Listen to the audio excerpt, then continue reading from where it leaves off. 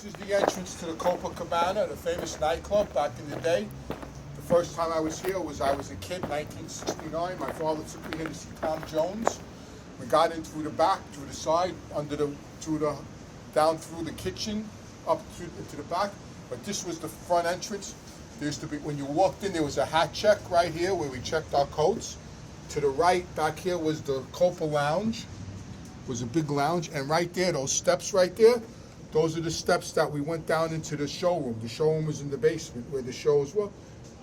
It had the best Chinese food in Manhattan too. Also, everybody forgets that it had great Chinese food. And I spent a lot of nights. I saw Darin here. I saw Don Rickles here. I saw Tom Jones here, Jerry Vale. I saw so many groups here. The Stylistics. I saw everybody here. My father really saw. My father and mother saw Nat King Cole here, Dean Martin and Jerry Lewis here, the Supremes. My father saw so many people here. And after the shows, a lot of times the celebrities would come up to the lounge and hang out. I met Don Rickles. He came to drink with us. Darin used to hang out with us when he played here. And my father had like carte blanche here. Like it was just like when he came here, people stood at attention. They loved him here. Even when I came here, I used to come here on dates. I used to, just like in the movies, and get tables, ringside tables. It was just a great place to be. It was an amazing nightclub. So in the movies Goodfellas, that was a real scene, because when I came here the first time to see Tom Jones in '69, there was lines, people all over the street here. I mean, the line was around the block. It was crazy. People all over the place, because he was really big then. And we had to go in just like in the movies, through the basement, up through the kitchen, and into the showroom, which was downstairs. Just exactly like the movie. I would meet a girl in the bar, and I would tell them, "What are you doing Friday night?" They would say nothing. I said, "Come on, you want to go to the Copa?" They said, "Oh, you can't get into the Copa." I said, "Do you want to go to the Copa, yes or no?" And they would say yes. I said, "All right, meet me here Friday night, 8 o'clock. And I would take them here, and they were like blown away that I could get into the Copa, because I was a kid, and I used to get them right in, sit down, watch a show. It was like a home run. I never, you know what happened after I took the rest of the Copa. It was like an automatic. So we saw Don Rickles here. It was my father and my mother, myself and Alice, my first wife, and Jay Black and Kathy, his wife, Jay from Jay and the Americans. And we saw the show. He was hilarious. And then we came up to the lounge, and Jay loved him, and Jay wanted to meet him. So Carmine, he was the head guy. He ran the whole Copa. Carmine, he was like the main guy under Jules Podell, was the owner. Actually, the 5 bosses of the 5 families owned the Copa. Jules Podell was just the front for them. He ran the place for them. But the 5 bosses owned the Copa.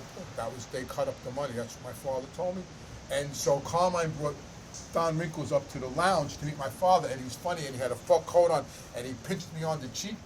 And then he told my father, "Is this the guy I'm supposed to meet? Is this the guy I'm supposed to be nice to?" And Carmine goes, "Yeah." And he was like joking around my own man. So my father asked him, "What do you want to drink?" And he went, "Whatever you're drinking. I'll have whatever you're drinking." The first time I came was '69, and I came here religiously till they went out of business in the '80s, till they closed down. As a matter of fact, I was here the last week they closed. The Stylistics were the last group, I believe, to ever appear here. That was the last, and I came here not the last night before they closed, but like the week they closed. I came here with my wife Alice to see the Stylistics, because I knew they were closing, and I wanted to say goodbye to the place, because I really enjoyed coming here. It was a great, it was a really hell of a place to see a show. You weren't allowed to fight. You fought in here, you got killed. You weren't allowed to fight in here.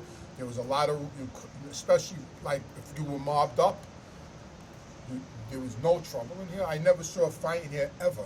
And if you did fight in here, you were fucked. So I went to the movie theater one day to watch this movie, The Green Book, because it was getting big reviews, and it was nominated for an Academy Award. So I went to watch it, and I'm watching the movie. It was an excellent movie.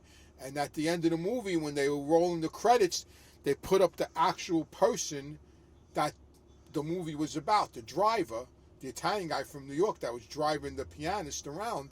And when I saw the guy, like I sat up, I said, "Oh my God, I know him. He was a captain at the Copa."